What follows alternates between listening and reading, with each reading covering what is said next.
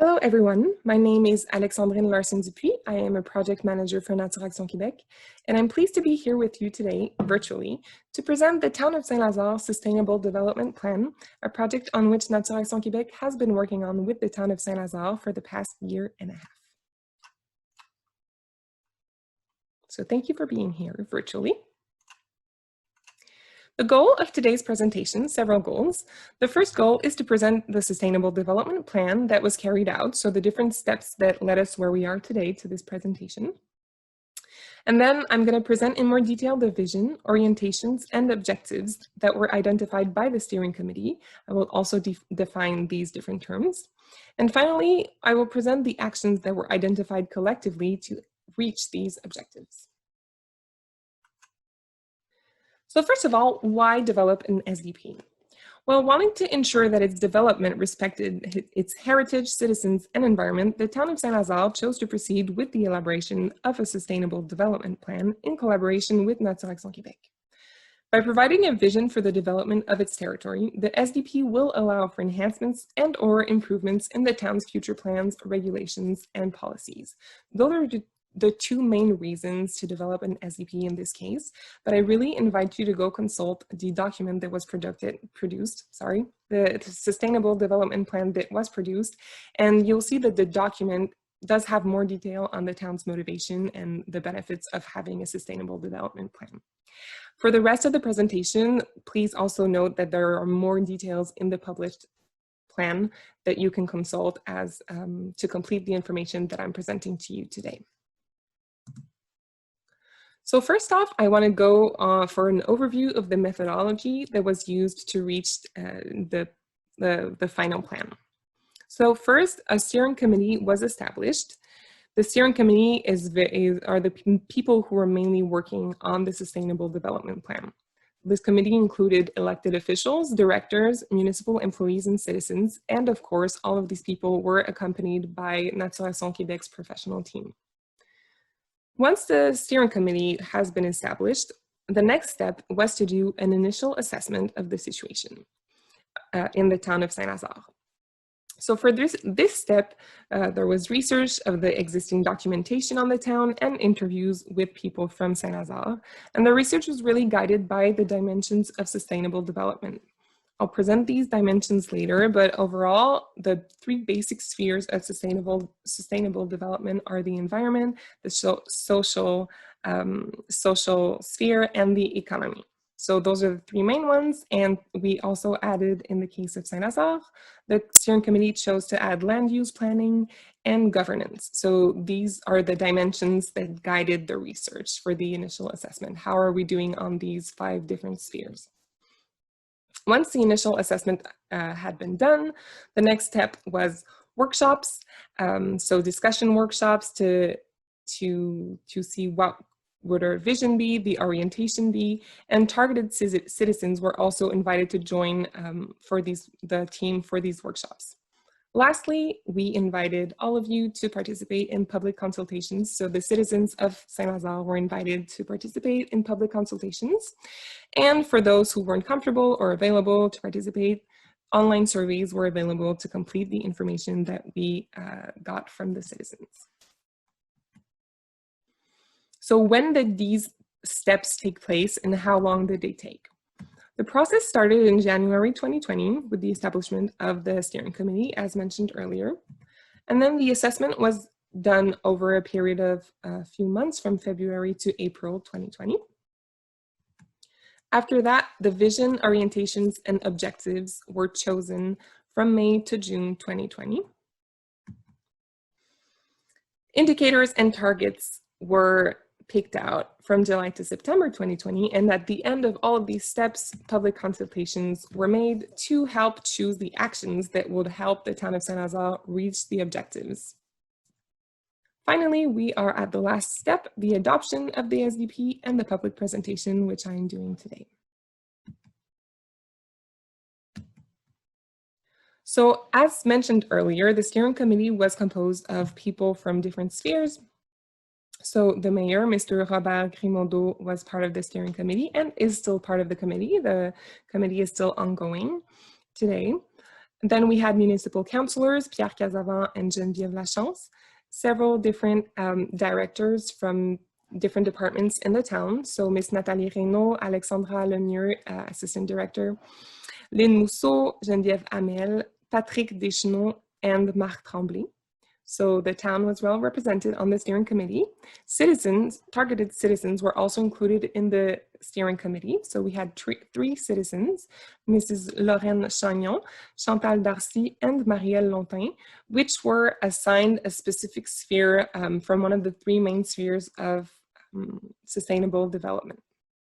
Finally, two project managers within Nature Action Québec led this project, my colleagues Aurélie Genry and Francis Desauniers, who will be doing this presentation in French.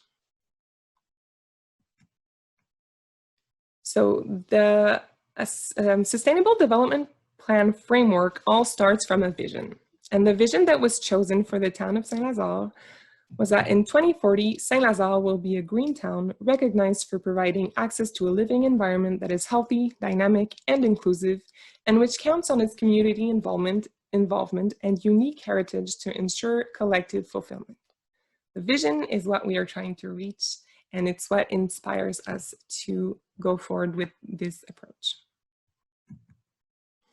So from this vision stem different orientations. As I said earlier, these orientations are linked with the different spheres of sustainable development. So in the case of Saint-Lazare, we chose 5 orientations: environment, the social-cultural realm, the third one is economy, then land use planning, and the last sphere was governance. These orientations can be redefined in 10 years. So the span for now of the whole vision and orientations is 10 years. From each of these orientations, several objectives were chosen. We have a total of 29 objectives relative to one or the other of these orientations. So you can see that it branches out, and for each orientations, we will have several objectives that we will cover today. And from every single one of those objectives can derive one or many actions that the town of Saint-Lazare wants to put in place to reach the objectives. So we have a total of 70 actions that were picked out with the implications, with the mobilizations of citizens during the public consultation events.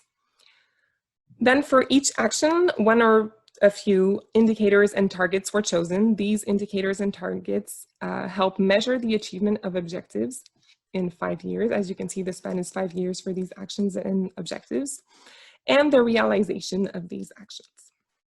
So in 5 years, the Sustainable Development Plan should be revised. A new revision should be done with new objectives maybe, and actions and indicators. So it will be updated according to what has been done and what still needs to be done to reach our vision that is for 2040. So we're going to go over the whole thing. So what I just presented, all the orientations and the objectives, as well as the actions, indicators, and targets. We're going to go through all of these in the next few slides. And as I said earlier, there is a little bit more information to explain the objectives in the plan, the document that actually produced. So the first orientation we are going to cover is the environment orientation, which goes as so. We are aiming for an environment whose unique natural areas are further developed and enhanced thanks to a culture of eco-responsibility that is deeply rooted in the community. So this is the orientation, and below you can see the first objective. So there will be a series of objectives that go with the orientation. The first one is to increase to 17% the proportion of natural areas within the territory that are targeted by protection and enhancement measures. One action was chosen to move towards this objective. It is to establish a 5-year plan based on best practices and available financial support. And the indicator of success is the percentage of municipal territory that is protected. That being said, the natural areas that are protected, of course. The second objective here, linked to the environment orientation, is to increase plant cover and biodiversity in urban areas. 3 actions were chosen. The first is to develop a vegetation program for mineralized areas that promotes the presence of native and hardy species. So mineralized areas can be parking lots or other like big roads, things like that. The second action is to implement a program to encourage the presence of avian fauna and bats, so birds and bats, by, for example, the construction of birdhouses or bat houses by existing organizations on the territory. And the third action is to implement a tree planting program that promotes the presence of native and hardy species in order to compensate for tree cutting on the town's territory. The indicators of success are, there are 3 of them as well. The first one is the annual forest canopy cover in the urban area that can be measured. The second is the size of heat islands by year and cumulative. Heat islands are areas in the town that will get hotter than other areas, and one of the causes of this is the lack of vegetation. So increasing plant cover will be reflected in the size of heat islands. And the third indicator is the surface area of natural habitats over 0.5 hectares within the urban area. The third objective linked to the environment orientation is to ensure the protection of groundwater, which is especially important in Saint-Lazare because you get your water from the groundwater. 2 actions were chosen. The first is to ensure that the recommendations issued in the vulnerability analysis report from March 2021 are implemented. And the second is to follow the recommendations provided in the annual groundwater monitoring report, the annual groundwater monitoring report. Indicators of success. First, the number of mitigation measures implemented to protect groundwater. So these can be qualitative and quantitative, so measurable. The second indicator is the consumption of drinking water in liters per resident per day. And the third, the quantity of water lost through pipe leaks. So 3 ways to ensure the protection, 3 indicators linked to the actions we will implement to ensure the protection of groundwater. Fourth objective, to improve public and private wastewater management. For this, the action is to provide an overview of the quality of septic installations within the territory, and the indicator will be the percentage of housing units connected to the sanitary sewer. Fifth objective linked to the environment orientation is to reduce the quantity of waste generated. 2 actions are linked to this. The first is to hold workshops with citizens on waste management. So compost, recycling, final waste, the concepts of the 4 RDs, so reducing, recycling, reusing, and recovering, if I'm not mistaken, workshops on eco-centers and other workshops. So that's the first action, and the second action is to create a green waste deposit location for the town citizens. So to deposit branches, leaves, weeds, and make sure they don't end up in the other waste. Indicators of success will be the quantity of waste sent to landfill every year. The 6th objective linked to the environment orientation is improving the management of stormwater, so precipitations, this time not groundwater. 2 actions are linked to this. First, to integrate defined buffer zones into wetland bylaws to protect wetlands. And the second is to establish incentives for the sustainable management of stormwater. So just to mention, wetlands do regulate naturally stormwater, which is why that's one of the actions that was chosen. The indicators of success, there are 3 of them. The first will be the number of annual grants given for rain barrels. The second, the number of drainage plans done. And the third will be the types of mitigation measures for sustainable management of stormwater.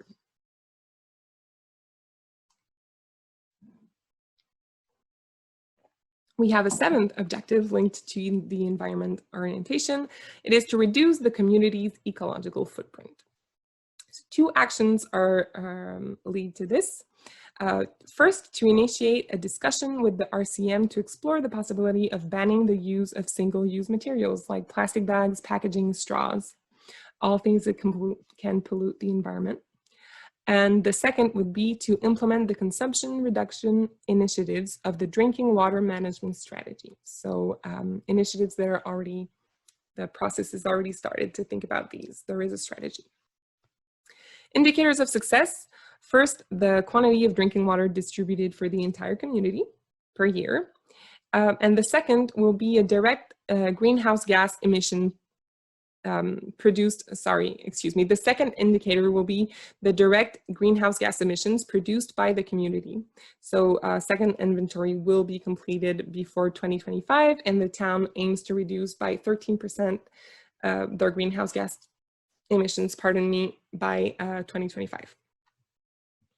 And this target is taken from the RCM's greenhouse gas emission reduction plan.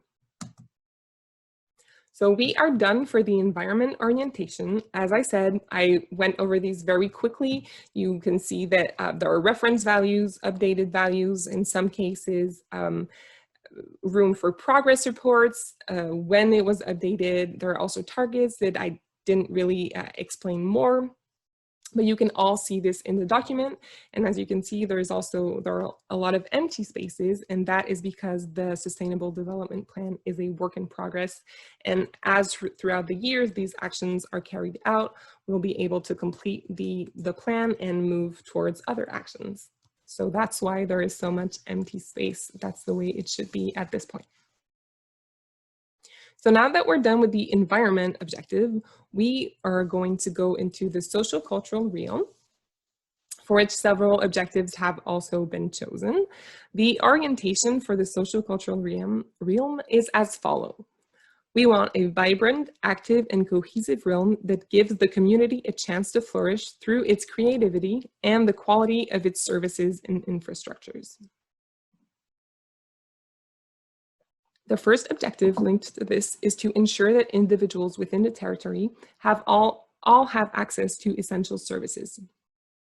3 actions were chosen to reach this objective. First, promoting the access to translation of documentation in accordance with the law. Second, to organize an annual event to welcome new residents and inform them of the services that they do have in the town. And third is to provide an overview of the current situation and share the results relative to the essential services on the territory. 2 indicators of success. First, the number of citizens who claim they live far or very far away from the essential services. So do people feel like they have access to essential services? We can ask them. And second is the percentage of housing units with 1 or more essential service located less than 3 kilometers away.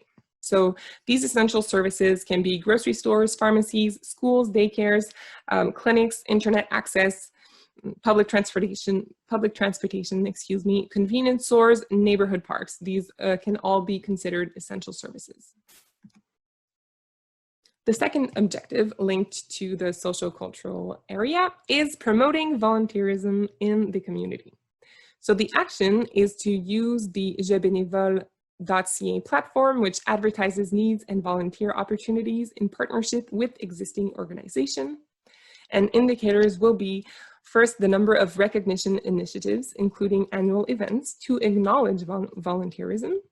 And second, the number of hours dedicated to volunteering in different organizations and institutions. The third objective is highlighting the cohabitation of different cultures. 2 actions were chosen for this. First, to advertise the option of book suggestions among citizens via the library. And the second action is to consult the population through surveys to ensure that what the town is offering is of interest to them.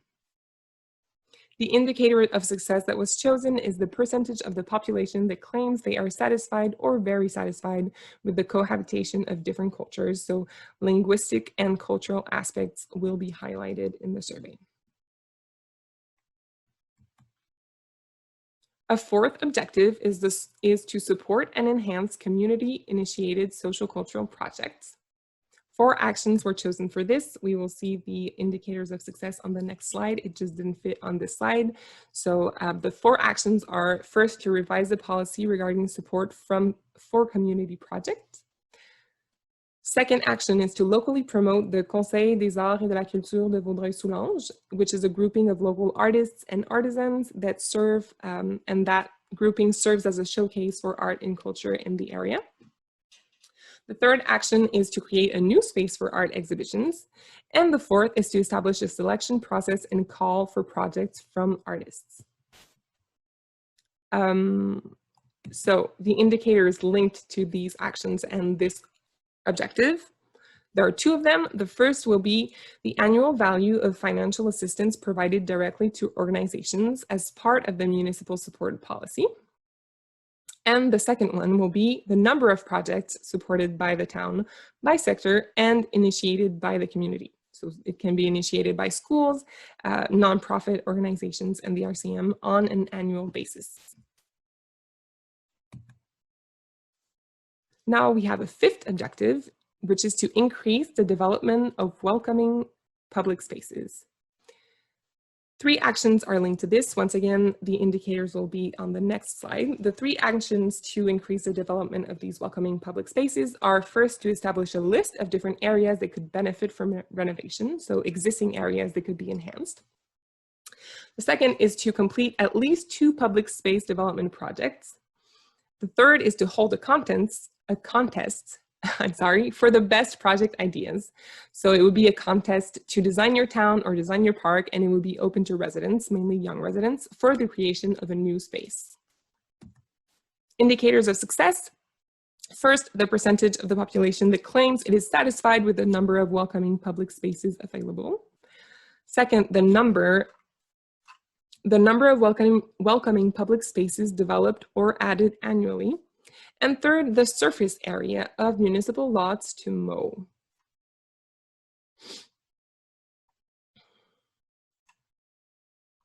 The sixth objective linked to this orientation is to equip the municipality with innovative cultural, sporting, and recreational infrastructures. 3 actions were chosen in collaboration with citizens, as all the other actions. The first is to create a dog park. The second action is to plan the maintenance, lighting, and renovations in parks following the asset management plan.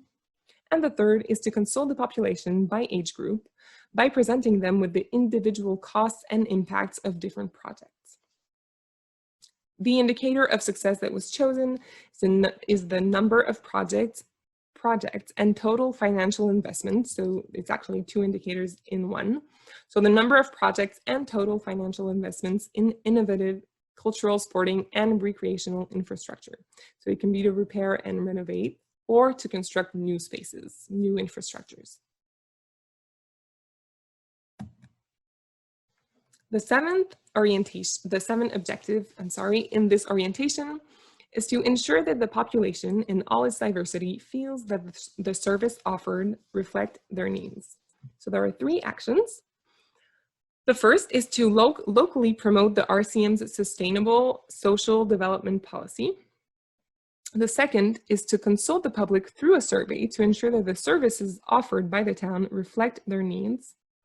And the third action is to use existing communications networks to communicate general messages about the services offered by the town so that citizens are made aware of these services. Indicators of success, there is one. It is the percentage of the population that claims that the services offered by the town reflects its needs. So it will once again be a survey of the population. So we have just covered the social cultural realm. As for the environmental orientation, I really suggest that you read the plan if you want to know more. And we're into the third orientation already. It is the economy this time. And so the economic orientation has been decided as so. We want a local economy that is diverse, attractive, and innovative, thanks to initiatives that are stimulated and supported by the community. The first objective is developing the attractiveness of the town center area. 2 actions were chosen. First, to draw up a specific urban development plan. And second, to implement the actions stemming, or one action at least, stemming from the PPU, so the Urban Development Plan. Indicators of success will be the percentage of the population that claims the town center is attractive or very attractive. The second objective is to motivate the population to shop and work locally. So 3 actions were decided upon to reach this objective. First, to pursue the idea of a local agricultural market with elected officials. The second action is to organize a summer market. And the third is to continue efforts aimed at spotlighting services and the impact of DEV Vaudreuil-Soulanges. Indicators of success. So we have 3 indicators of success as well to see if the population is motivated to shop and work locally. The first is the number of awareness activities held every year for this purpose. The second is the percentage of the town's individuals within the labor force who work in Saint-Lazare. And the third is the percentage of the population that claims it shops in the town's businesses at least once a week. The third objective linked to the economy orientation is to support local entrepreneurship and the diversity of initiatives. 2 actions were chosen for this. First, to mandate the town's Economic Development Advisory Committee with suggesting actions. And the second one will be to continue efforts aimed at spotlighting services and the impact of DEV Vaudreuil-Soulanges. So concerning the actions that we just went over, there are 3 indicators. First, the number and type of local businesses, including those that do not have a physical storefront but that are based in Saint-Lazare. Secondly, the proportion of vacant commercial spaces. And third, the amounts invested or incentives to support local entrepreneurship on a yearly basis.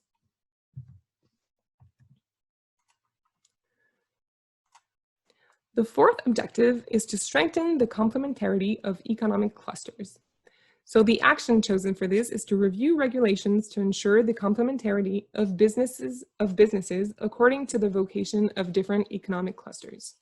The indicators will be the diversity of companies within and between clusters. So 3 clusters were identified in this process. First, the town center, which is right now mostly daycares, some commercial buildings, and accounting. And then we have 2 other clusters, the Cité des Jeunes cluster and the Saint-Charles Highway 40 cluster. So we want diversity of companies within and between clusters. And complementarity is the action. So that was it for the economic sphere, so the economy orientation. And we are moving on now to our 4th orientation, which is land use planning. So we have 2 more to go.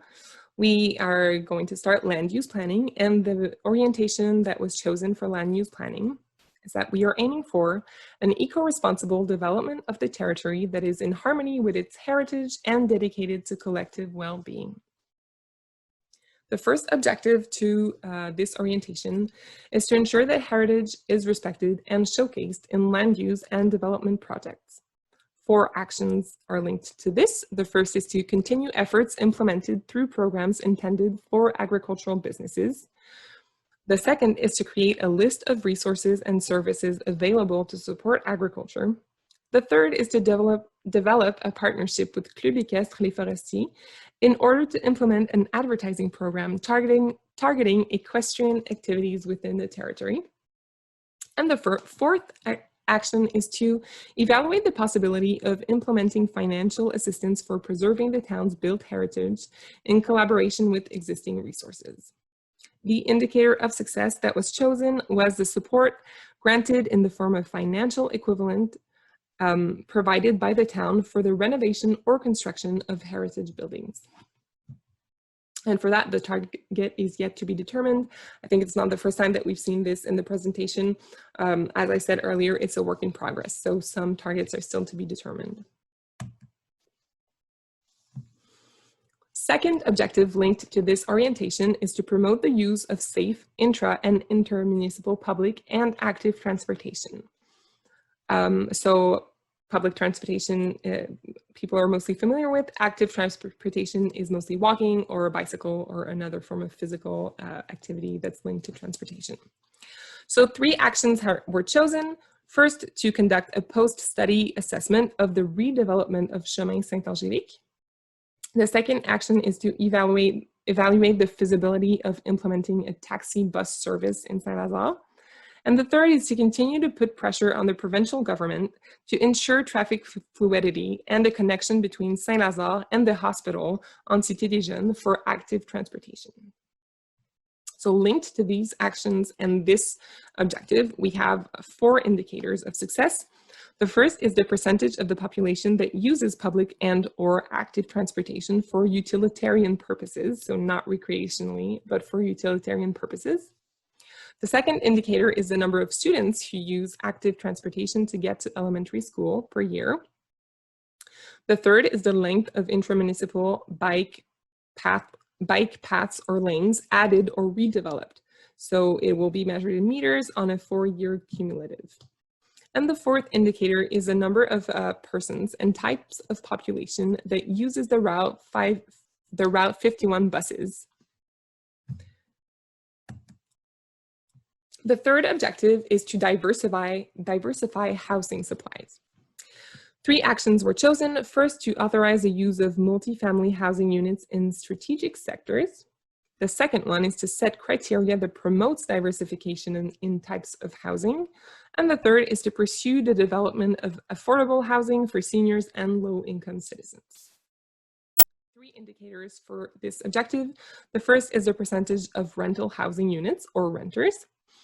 The second is the percentage of affordable subsidized housing.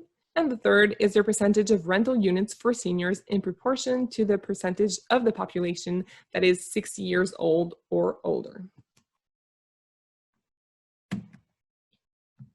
The fourth objective linked to this land use planning orientation is to concentrate development within the urban perimeter, so keeping it concentrated in that perimeter. The action is to review regulations in order to reinforce methods aimed at providing guidelines for new constructions within the urban perimeter.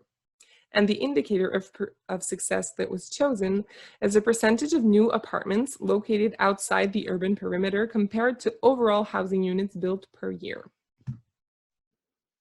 So the fifth objective is to encourage the community to move towards buildings and facilities that have a low ecological impact. 2 actions were chosen. First, to promote the recognized incentives that encourage ecological construction. And secondly, to inform the population about actions that promote adaptation to climate change through the development of a guide on best practices linked to buildings and facilities that have a low ecological impact. 2 indicators were chosen to monitor these actions and this objective. First, the number of regulation articles implemented that obligate new buildings and facilities to reduce their environmental impact, so regulation articles. And the second indicator is the number of criteria added to regulations to obligate new buildings and facilities to reduce their environmental impact. A 6th objective linked to land use planning is to adapt land use development and planning to climate change. We have 4 actions linked to this. First, continuing efforts to revise regulations in accordance with the objectives of the conservation plan. Second, to create eco-responsible developments to specifically counteract heat islands and reduce grassy areas. Third, to implement the measures of the RCM's regional action plan in order to reduce greenhouse gases emissions. And fourth action is to conduct a study on the costs of climate change in Saint-Lazare and publicize these results. Linked to these actions and this objective, we have 3 indicators of success. First, the number of new adaptation measures implemented to address climate change. Secondly, the surface area of heat islands per year and cumulative. Third, the number of street and residence flooding episodes attributable to heavy rain, which can be linked to climate change. So this will be measured per year and cumulative. So that's it for land use planning, and we are moving on to the 5th and last orientation, which is the governance orientation. The governance orientation goes as follows. We want participatory, proactive, and exemplary governance that focuses on collaboration and efficient, transparent communication. So this is the orientation. It also has several objectives. So the first objective is to regularly involve citizens in planning activities, notably pertaining to urban development, budget, and economic revitalization. 2 actions were chosen. First, to anticipate citizen participation measures adapted to different development projects and ensure that these are carried out early enough to ensure they contribute to planning.